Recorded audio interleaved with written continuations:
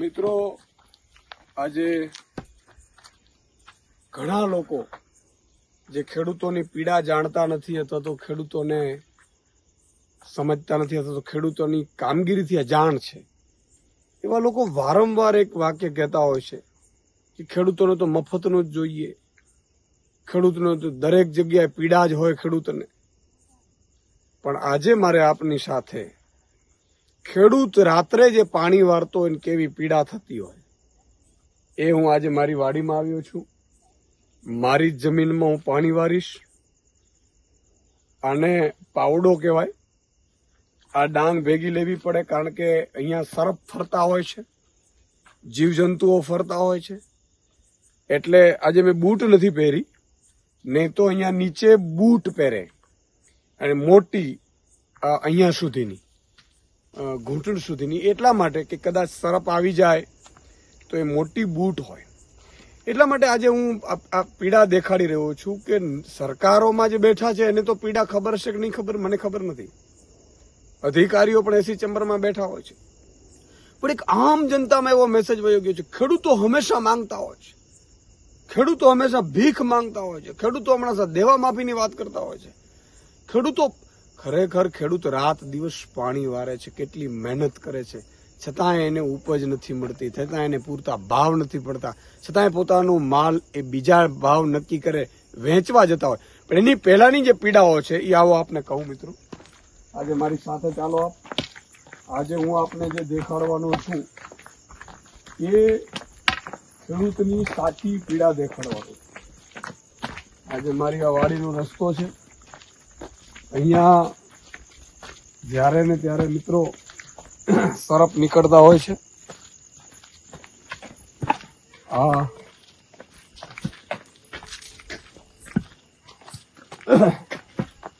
પીડા છે એ ખબર પડવી જોઈએ તમને. આજે હંમેશા આપણે એક વાત કરતા હોઈએ છીએ કે ખરેખર ખેડૂતને રાત્રે શું તકલીફ પડે. હું વારંવાર કહું છું ને કે વીજળી રાતની આપો. આજે આપ જુઓ, આ મારી વાડી છે, આ મારી મગફળી છે, અહીંયા મોટર ચાલુ છે. હું આવો આપ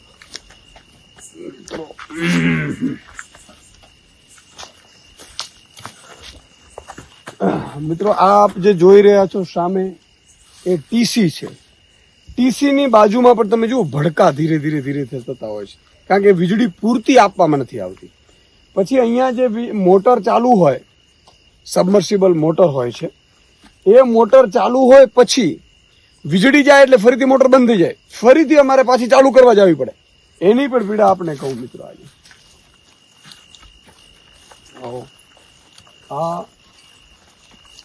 આ પીડાની તમને જાણ થવી જોઈએ. મિત્રો આ વસ્તુ છે, આ જુઓ તમે, અમારે અહીંયા બહુ ધ્યાનથી રાખીને ચાલુ પડે. અહીંયા બધે સાપ ફરતા હોય, જીવજંતુ મોટા પ્રમાણમાં ફરતા હોય. આવો હું થોડો કારણ કે મને બહુ પ્રેક્ટિસ ઓછી છે, પણ મારા જે ભાઈઓ બધા મહેનત કરતા હોય છે એ આપણે હું અહીંયા કહું. અહીંયા મોટર ચાલુ છે, આ પાઇપલાઇનથી જાય છે. જુઓ તમે,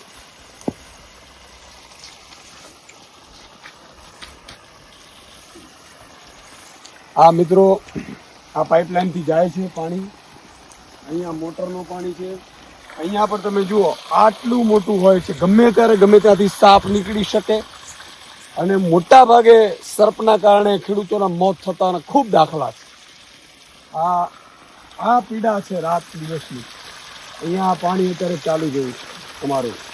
હવે આ છે ને સેમ્બર અત્યારે પાણી અમે ચલાવી રહ્યા છીએ. તમે વિચાર કરો, હવે આ મગફળી છે, મારી મગફળી દેખાડીએ. આ મગફળી લગભગ 1.5-2 મહિનાની છે, બરાબર છે અમારી. આ મગફળીમાં અત્યારે અમે આ પાઇપલાઇનમાંથી પાણી કાઢી અને કરતા હોઈએ છીએ. આપણે દેખાડીશ. આ વારવું પડે પાણી. અહીંયા છે ને અમારે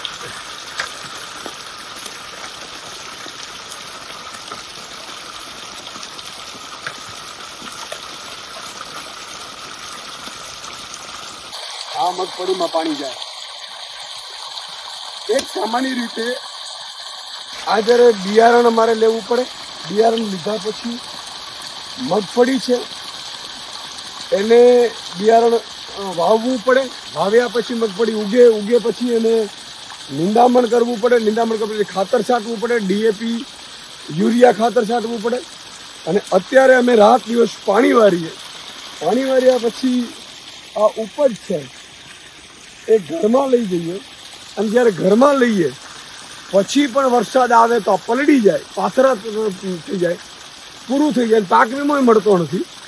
અને પછી એનાથી હાથની વાત તો ત્યારે આવે મિત્રો કે જ્યારે આટલી બધી મહેનત કર્યા પછી ઉપજના ભાવ મગફળીના, આમાં નિંદામણ કરવું પડે, મજૂર લાવવા પડે, અને સૌથી વધુ મજૂરી કોઈ ક્ષેત્ર આપતું હોય રોજગારી તો એ આપે છે ખેતી રોજગારી આપે છે. અમારે ત્યાં 10-10, 15-15 મજૂરો કામ કરતા હોય. તો આજે આ પાણી આપ જોઈ રહ્યા છો, અત્યારે તો સેમ્બર ચાલી રહ્યું છે. પછી એક સમય આવશે જ્યારે અમારે કિયાળા કરવા પડશે અને પાવડાથી એને વારવાનું હોય. હવે આનું આટલું કર્યા પછી પણ ઉપજના ભાવ ન આવે. તમે જુઓ મગફળી પાણીના ભાવે જાય, 900-1000 રૂપિયામાં જાય. ખરેખર સ્વામિનાથન કમિશનના રિપોર્ટ પ્રમાણે ભાવ છે 2560 રૂપિયા મળવા જોઈએ. અને આટલું કર્યા પછી તો એકાના ભાવે પણ મગફળી ન જાય અને 1000 રૂપિયા જાય. 10 વર્ષ પહેલા પણ નરેન્દ્ર મોદી સત્તા ઉપર હતા ત્યારે પણ 1000 હતી, જ્યારે પ્રધાનમંત્રી બનવા જઈ રહ્યા ત્યારે 1000 રૂપિયા ભાવ હતો. એટલે મારી આપ સૌને વિનંતી છે કે ખેડૂતોની પ્રજાને સમજો, પીડાને. ખેડૂતોની પીડા જ્યાં સુધી જે સરકારો નહીં સમજો. હું એટલા માટે કહું છું કે ખેડૂતોને, શ્રમિકો, મજૂરો માટે મને લાગણી છે, કારણ કે મેં પીડા જોઈ છે. હવે અહીંથી ગમે ત્યારે સાફ કરે તો માણસ મરી જાય. અત્યારે મારું પણ માનલું કે અહીંયા સાફ ન કરે નારાયણ અને કંઈ થાય તો અહીંયાથી દવાખાના બહુ દૂર હોય. અને એકથી નહીં, આ તો સાપ તો સિંહના રાજા છે, એ તો ફરતા રહેવાના. દીપડાઓ છે, વિસાવદર બાજુ તો સિંહ છે, આવી રીતે ખુલ્લામાં સિંહ આવતા હોય, ગમે ત્યાંથી દીપડાઓ આવતા હોય, દીપડાઓ એટેક કરતા હોય. એટલે સવાલ એ છે કે ખેડૂતોની પીડા સમજો, એને પૂરતી 3 ઉપજ લઈ શકે એટલી સિંચાઈની વ્યવસ્થા મળવી જોઈએ, એને વીજળી ફ્રી મળવી જોઈએ, એને પૂરતા ભાવ મળવા જોઈએ, અને એના ઘરેથી માલ લઈ જાય એવી વ્યવસ્થા કરવી જોઈએ. બીજું કે જે લોકો મધ્યમ વર્ગવાળા કે અથવા તો ઉદ્યોગપતિ એમ કે ખેડૂતો મફત જોઈએ છે, ખેડૂતોને મફત નથી જોયું, એને પૂરતું ભાવ આપો ને તો ખરેખર તમે જીવી નહીં શકો સાહેબ. એટલી હદે ખેડૂતો અત્યારે સસ્તામાં આપે છે. બાકી પૂરતા ભાવે જો ખેડૂતો આપે તો તમે એનું ખાઈ ન શકી. અત્યારે ઘઉં 500 રૂપિયામાં, આજે પણ 500 રૂપિયામાં મળે છે આપણને. તો આ બધી પીડાઓ છે જેની આપણે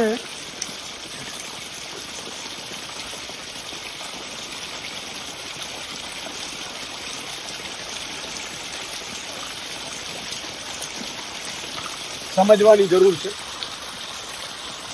તો આ આજે નહીં સમજીએ ખેડૂતોની પીડા તો યાદ રાખજો ક્યારે. અને ખેડૂત સમૃદ્ધ બનશે. તમે જોયું ને, અમે તમને એટલા માટે પ્રેક્ટિકલ બતાવ્યું મિત્રો. મારા આ ચપ્પલ છે, હવે જો હું ચપ્પલ પહેરીશ. આજે મારી ઈચ્છા થઈ કે આપણે સાચી હકીકત ખેડૂતોથી વાકેફ કરવામાં આવે. મારી લાકડી ક્યાં ગઈ? આ લાકડી એટલા માટે મારે રાખવી પડે સાથે મિત્રો કે ગમે ત્યારે અહીંયા સાપ હોય, નોળિયા, જીવજંતુઓ અહીંયા ચાલુ જ રહેતા હોય. આમાંથી ખેડૂતો ઊભું થવાનું હોય છે. હવે આવું રોજે રોજનું થાય છે અને 54 લાખ ખેડૂતો છે. આ તો મેં ખાલી નમૂનો તમને બતાવ્યો.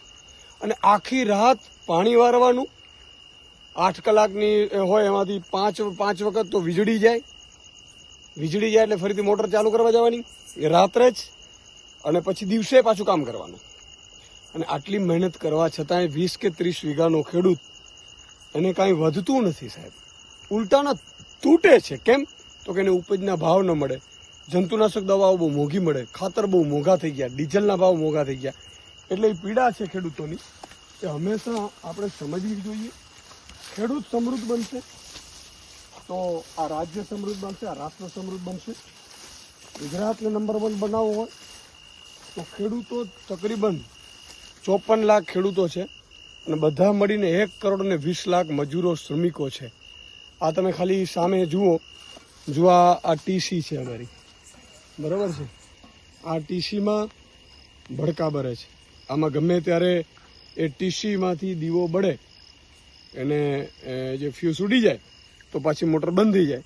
ફરીથી હેલ્પરને બોલાવવું પડે, અથવા તો અમારા જે કેટલાક આગેવાનો છે એ જાણી ગયા હોય, શીખી ગયા હોય, તો એ પછી બાંબુમાં વાયર નાખી અને પોતે જાતે, કારણ કે રાત્રે તો હેલ્પર આવવાનો નથી અને આમાં 2 દિવસ તમે મોડું કરો તો આ પછી સુકાઈ જાય મોલ ઉપજ. એટલે આ પીડામાંથી તમારે સમજવી પડશે કે ખેડૂત મારો કેટલો બધો ભોગવી રહ્યો છે. ખેડૂત બહુ મહેનત કરી રહ્યો છે અને 54 લાખ ખેડૂતો મહેનત કરી રહ્યા છે ને એટલે ભારત નંબર 1 છે. અને તમે જુઓ, અહીંયા અત્યારે એવો સમય આવે કે જ્યાં વીજળી બહુ ઓછી આવે. હવે વીજળી ઓછી આવે છે, જે મોટર ભરી જાય, જે સબમર્સિબલ મોટર હોય, 2 પ્રકારની છે. એક છે બોર કૂવાની અને એક છે બોરની. મારે આ બોરનું છે, અહીંયા કૂવાની પણ મોટર છે. આ અહીંયા બોરની મોટર છે. આપણે અહીંયા દેખાડીશ કદાચ હશે તો. ઈશ્વરની દયાથી મારે સારી એવી જમીન છે. અમારે ખૂબ મહેનત અમારા પરિવારજનો પણ કરે છે અને વીજળી ઓછી આવે એટલે બરી જાય મોટર સબમર્સિબલ અથવા તો બોરની, તો એ ફરીથી રિપેર કરવા જવી પડે. રિપેર કરવા જાઓ તમે એટલે ફરીથી 3-4 હજાર 5 હજાર રૂપિયા હોય. સાહેબ, બહુ સ્થિતિ ખરાબ છે. ખેડૂત છે એ હંમેશા આખી જિંદગી, એટલે જ ખેડૂતનો દીકરો છે ને, ખેડૂત છે ને પોતાના દીકરાને, જો નેતા છે એ પોતાના દીકરાને નેતા બનાવે છે, કલેક્ટર છે એ પોતાના દીકરાને કલેક્ટર બનાવાય છે, અધિકારી પોતાના દીકરાને અધિકારી બનાવાય છે, ડોક્ટર પોતાના દીકરાને ડોક્ટર બનાવાય છે. પણ 30-30, 40-40, 50-50 વીઘાનો માલિક હોવા છતાં ખેડૂત પોતાના દીકરાને ખેડૂત બનાવવા નથી. તો શું કામ? અચ્છા, આના સિવાય તમે જુઓ, 7-12ના દાખલા, 8ના દાખલા, આવકના દાખલા, જાવકના દાખલા, 17 પ્રકારના કાગળિયા કરાવવાના, એમાં ધક્કા ખાવાના. કારણ ખેડૂતનો કોઈ સાંભળે જ નહીં. આજે અમારી આ બીજી વાડી છે, અહીંયા અમારું આ બીજી મોટર અહીંયા ચાલી રહી છે પાણીની. 3 મોટરો ચાલી રહી છે. સાથે સાથે મિત્રો, અહીંયા કુદરતી પણ એટલું બધું સારું હોય છે ઈશ્વરની કૃપાથી. જે તમે કંકોડા કહો, અહીંયા અમારા સૌરાષ્ટ્રમાં એને કાંટો લાગે છે, જે કંકોડા કે આ અહીંયા કંકોડા બધે હોય છે. તો સબ્જી માટે, શાક માટે કંકોડા ખૂબ સારા એવા થતા હોય છે. આશા રાખું છું કે તમે ખૂબ આ જો કંકોડાનું છે, આ ઝાડ, અહીંયા બધા અહીંયા કંકોડા હોય છે અને અહીંયાથી કંકોડા, અહીંયા મોટા ભાગે અહીંયાથી મિત્રો હું જ્યારે ત્યારે જોતો હોઉં છું, સર્પ બહુ મોટા અહીંયાથી જતા હોય છે, બહુ મોટા મોટા સર્પો. ઈશ્વર કરે એમણે કોઈ દિવસ હજી વઢ્યા નથી. પણ તકલીફ એ વાતની છે કે આજે ખેડૂતની પીડા નહીં સમજીએ. આજે પણ આપણે બધાને મારી વિનંતી છે કે હવે ક્યારે કોઈ ખેડૂતને ગાળ નહીં આવે. ખેડૂતને ક્યારે એવું નહીં કે તો મફતનું જ જોઈએ છે. ખેડૂતને ક્યારે એવું નહીં કે ખેડૂત છે એ હંમેશા કાયમી માંગતો જ રહે છે. સાહેબ, ખેડૂત છે જેનો દીકરો ખેડૂત રાત દિવસ મહેનત કરે છે ને, ત્યારે તમે ને હું સુખેથી રોટલો ખાઈ શકીએ છીએ. અને આપણે જ્યારે રોટલો જમવા બેસીએ ને ત્યારે ભગવાનને પ્રાર્થના કરવાની કે આ રોટલો તૈયાર કર્યો છે જેણે, ખેડૂતે અનાજ ધન પકવીને મારા સુધી પહોંચાડ્યો છે, ઈ અને એનો દીકરો અને એનો પરિવાર ભૂખે ના રહીએ. આ એક આપણે સમજવાની જરૂર છે. આ મિત્રો, અહીંયા અમારે અત્યારે લગભગ મારે 3 બોર છે, કૂવા છે, અલગ અલગ જગ્યાએ અત્યારે પાણી ચાલી રહ્યા છે. પણ સમજવાની ખાલી એટલી જ જરૂર છે આપણે કે આપણે જે પીડા ખેડૂત ભોગવી રહ્યો છે, હું વારંવાર કહું છું ને કે ખેડૂતો મારા પ્રાણ સમાન શું છે. હું મહામંથન કાર્યક્રમ કરતો ત્યારે ખેડૂતોને સૌથી વધુ મેં પ્રાધાન્ય શું કામ આપ્યું હતું? કોઈ મીડિયા છે ક્યારે ખેડૂતને આટલી કોલમમાં છાપતું નહોતું. ખેડૂતનો સમાચાર આવે તો કે નહીં, આ શું કરવા છે, ખેડૂતનો વ્યુઅરશિપ નથી, ટીઆરપી નથી, એમ કરીને હટાવી દેતા. પણ ઈશુદાનભાઈ જ્યારે પત્રકારત્વમાં મને તક મળી, ઈશ્વરે તક આપી, હું ચેનલ હેડ બન્યો, એટલે મેં મારો જ શો કર્યો. અને મોટા ભાગે ખેડૂતો, ગરીબો, વંચિતો, શોષિતો એનો અવાજ બનવાની કોશિશ કરી. અને મિત્રો, જે લોકો પોલિટિકલ પંડિતો કે પત્રકારો એવું કહેતા હતા અથવા નેતાઓ એવું કહેતા હતા કે ભાઈ ખેડૂતો ટીઆરપી નથી, સૌથી વધુ ગુજરાતમાં લોકપ્રિય શો બન્યો હતો એ મહામંથન શો બન્યો હતો. ત્યારે મને આ જ પીડા હતી. એ જ પીડા મેં ઉઠાવી હતી અને મારી જ શૈલીમાં ઉઠાવી હતી. કોઈ એમાં પ્લસ માઇનસ નહીં, કોઈ એને પેલી મારી રૂઢિ સાથે, ગામડાની શૈલી સાથે મેં કાર્યક્રમ ઉઠાવ્યો હતો અને નંબર 1 શો, ગુજરાતનો નંબર 1 શો બન્યો હતો. લોકપ્રિય એટલો બન્યો કે 18,000 ગામડાઓ છે. એમાં આજે પણ એક એક ગામમાં મારા 100 ખેડૂતો ચાહકો હશે. શું કામ? એને મારી ઉપર ઉમ્મીદ છે, આશા છે કે ઈશુદાનભાઈ કંઈક કરશે. અને આજે હું તમને ખાતરી આપું છું, હું આ પીડા જાણું છું. વર્ષોથી નાનો હતો ત્યારે પણ ભણતા ભણતા પણ મેં આ પાણી વાર્યા છે. રાત્રે સર્પોને મેં રાત્રે મારા પગ પાસેથી નીકળતા જોયા છે. હું રાત્રે દોરિયામાં જ મારા બાપુજી અથવા તો બધા જે વડીલો હોય સાથે અને પાણી વારતા હોય તેની સાથે સૂઈ પણ ગયો છું. એટલે મેં ખૂબ પીડા જોઈ છે, એટલે મને પીડા થાય છે. અને ભગવાને જ્યારે મોકો આપ્યો ત્યારે મેં ખૂબ અવાજ ઉઠાવ્યો, ખેડૂતોનો, ગરીબોનો, મહિલાઓનો, આઉટસોર્સિંગ કર્મચારીઓનો. અને જ્યારે રાજનીતિમાં આવ્યો છું, ઈશ્વર જ્યારે પણ તક આપશે ત્યારે ખાતરી આપું છું કે મારી જ્ઞાતિ, હું કોઈ પણ જ્ઞાતિ વિશે ક્યારેય ટિપ્પણી નથી કરતો, જ્ઞાતિ, જાતિ, ધર્મ વિશે. મારા સર્વ લોકોનો અવાજ ઈશુદાનભાઈ છે, જે પીડિત છે. એ પછી કોઈ પણ જ્ઞાતિનો હોય, કોઈ પણ જાતિનો. મારી જ્ઞાતિ છે ખેડૂત જ્ઞાતિ, મારી જ્ઞાતિ છે ગરીબ જ્ઞાતિ, મારી જ્ઞાતિ છે મધ્યમ વર્ગ જ્ઞાતિ, મારી જ્ઞાતિ જાતિ છે એ સરકારની સિસ્ટમની પીડિત જે છે એ મારી જ્ઞાતિ છે. પછી એમાં ઠાકોર હોય, કોળી હોય, આહિર હોય, પટેલ હોય, ગઢવી હોય, માલધારી હોય, ચારણ હોય, રબારી હોય, ભરવાડ હોય, સુથાર હોય, કોઈ પણ વ્યક્તિ જે ખેડૂત છે, જે પીડિત છે, જેને સિસ્ટમમાં જરૂરિયાત છે, સર્વની જ્ઞાતિ ઈશુદાનભાઈ છે, ઈશુદાનભાઈની છે. અને એ મારા છે. અને જ્યાં સુધી આ ખોડિયામાં પણ છે, એ લોકો માટે અવાજ ઉઠાવતો રહીશ, એમના માટે બોલતો રહીશ. તક મળશે તો પણ, તક ન મળે તો સંઘર્ષ કરીને પણ અવાજ ઉઠાવતો રહીશ. મિત્રો, અમારો બગીચો છે, જેમાં બગીચામાં પણ મેં નાળિયેરી, ફળ ફૂલના ઝાડ એ પણ વ્યવસ્થા કરી છે. મિત્રો, અમારી ભેંસ છે, અમારી ભેંસો છે, અને એ પણ ચોખ્ખું દૂધ કોને કહેવાય. ઘણા લોકો મને એવું કહે છે કે સુદાનભાઈ, તમે કેમ આમ તમારા શરીર સારું રહે છે, તમારું ખોરાક પણ એકદમ દેશી અને શુદ્ધ હોય છે. હું ક્યારેય તળેલી વસ્તુઓ ખાતો નથી. મારે સવારે નાસ્તો નથી હોતો. આ ભેંસ અહીંયા હો તો અહીંયા, નહીં તો ત્યાં અમદાવાદ હોઉં તો ત્યાં પણ, ગામડે હો તો અહીંયા પણ ચોખ્ખું દૂધ અમારા ભેંસનું. સવારે દહીં, ઘીગોળ હોય તો ઘીગોળ, રોટલો કે રોટલી. સવારે 10-11 વાગે જમી લેવાનું ને પછી સાંજે ડાયરેક્ટ 6-7 વાગે જમવાનું. વચ્ચે કશું જ નહીં, કે આખો દિવસ મારે બહાર નીકળવાનું, ફરવાનું હોય. અને શુદ્ધ સાત્વિક ખોરાક એ આપણું છે. ભલે ભાજપે આપણે દારૂનો મારા ઉપર કશ કર્યો હોય, જિંદગીમાં મેં દારૂ લીધો નથી, દારૂથી હું નફરત કરું છું. દારૂને ક્યારેય હું સપોર્ટ નથી કરતો. અને કોઈ પણ દારૂને વ્યસન, હું મીઠું પાન ક્યારેક ખાઉં તો ખાઉં, બાકી કોઈ પણ મારે અહીંયા મસાલો કે ફાકી કે ક્યારેય કોઈ દિવસ નહીં. સિગારેટ, બીડી, આ કશું જ નહીં. વ્યસન મુક્તિ અભિયાન પણ હું ચલાવું છું, હું ચલાવતો પણ હતો. એટલે આ તમને સચ્ચાઈ પણ હકીકત એટલા માટે બયાં આવે, કેટલાય લોકો છે બિચારા જે પીડિત છે, જે આશા ઉમ્મીદ રાખીને બેઠા છે. પણ કેટલાય લોકો એવા મહારથીઓ છે સામે, ઉદ્યોગપતિઓ છે, મોટા મોટા નેતાઓ છે, મોટા મોટા નેતાઓના દીકરાઓ છે, મોટા મોટા જ્ઞાતિના દીકરાઓ પોતાની જાતને માને છે, બધા મને પાડવા માંગે છે. ઈશુદાનભાઈ આગળ ન જવા જોઈએ. ખોટી અફવાઓ ફેલાવે છે, ખોટા કેસ કરાવે છે, ખોટું બદનામ કરાવવાની કોશિશ કરે છે. ઈશ્વર જોશે, એમાં આપણે નથી પડવું. પણ તમને એવી સોચ કે મારી માતા બેન દીકરીઓ ચૂલા ઉપર કઈ રીતે રસોઈઓ કરતી હોય છે. આજે ઉજ્જવલામાં આપણે કહીએ છીએ, પણ કરોડથી વધુ ઉજ્જવલાવાળા ગેસ સિલિન્ડર ભરાવા વગર એમને પીડાઈએ છીએ. તો આ બધી પીડાઓ તમે જાણો, તમે સમજો, તમે જાગૃત થાઓ. માતા બેન દીકરીઓને કહું છું, તમારો ભાઈ બેઠો છે. એક વખત જ્યારે જે દિવસે ઈશ્વરે સત્તામાં ભાગીદારી થઈ, તે દિવસે માતા બેન દીકરીઓના ઘરે પણ દિવાળી ઉજવાશે. એમને પણ એના દીકરાને ફી ભરવાની ચિંતા નહીં રહે, એને પણ વીજળીના બિલ ભરવાની ચિંતા નહીં રહે, એને પણ ગેસ સિલિન્ડર સસ્તા ભાવે મળશે, એમને પણ સુરક્ષા એવી મળશે કે અડધી રાતે મારી માતા બેન દીકરી કોઈ પણ ગામડામાં જતી હોય, કોઈ પણ લુખો કોઈ એને તુકારો નહીં કરી શકે, આવી વ્યવસ્થાઓ કરીશું તો ઈશ્વર કરશે. ખૂબ આનંદ થયો મિત્રો. અને છેલ્લે એટલું જ કહીશ કે કોઈ ખેડૂતને ક્યારેય ગાળ નહીં દે. ખેડૂત મફતમાં માંગતો નથી.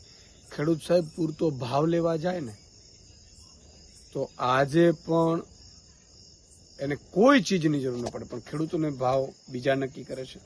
ખેડૂતને પૂરતા ભાવ નહીં, એના હકના ભાવો પણ પડતર કિંમત પણ નથી મળતી. એ પીડા છે. મેં કીધું ને કે આજે ઉદ્યોગપતિ આ ટી શર્ટ છે, ટી શર્ટ વાળો માલિક છે, એ પોતે ટી શર્ટના ભાવ નક્કી કરે છે. ખેડૂત હિન્દુસ્તાનનો એક એવો છે મિત્રો કે જે પોતાની ઉપજના ભાવ બીજા કોઈક નક્કી કરે છે અને એની ભાવે વેચીને આવી જવું પડે છે. અને બહુ બધા અનાજ કરિયાણાના બિલ બાકી હોય, જંતુનાશક દવાવાળાના, એગ્રોવાળાના બિલ બાકી હોય, ખાતરવાળાના બિલ બાકી હોય, બિયારણવાળાના બિલ બાકી હોય, અને જ્યારે રકમ આવે ત્યારે 2 જ દિવસમાં મોટાભાગની રકમ ઉપડી જાય છે. બેંકમાં ધિરાણ લીધા હોય, સગા સંબંધીઓ પાસેથી લીધા હોય, ખૂબ બધી મુશ્કેલીઓ હોય છે. એના દીકરાના ફી ભરવાના પૈસા નથી હોતા અને ક્યારેક ક્યારેક તમને પત્નીના ઘરેણા મૂકી અને સાહેબ ખાતર લેવા જતો હોય છે મારો ખેડૂત. આ ખેડૂતની પીડા છે. જાણજો, જ્ઞાતિ જાતિ ધર્મવાદથી ઉપર રહી ખેડૂતની સરકાર બને, મજૂરોની મધ્યમ વર્ગની સરકાર બને. એ સરકાર માટે આપણે સૌએ લક્ષ્ય કરવાનું છે, આપણે એક કરવાનું છે. અને જો અમે પણ મોકો મળ્યો ને 5 વર્ષમાં જો અમે સુધારી ન શકીએ સિસ્ટમમાં તો અમને પણ લાત મારીને ફેંકી દેશો. આ ખુલ્લામાં અમે કહીએ છીએ. એટલા માટે કે એક વખત બદલાવ જરૂરી છે. આમ આદમી માટે આમ આદમીની સરકાર જરૂરી છે. જય જય ગરવી ગુજરાત.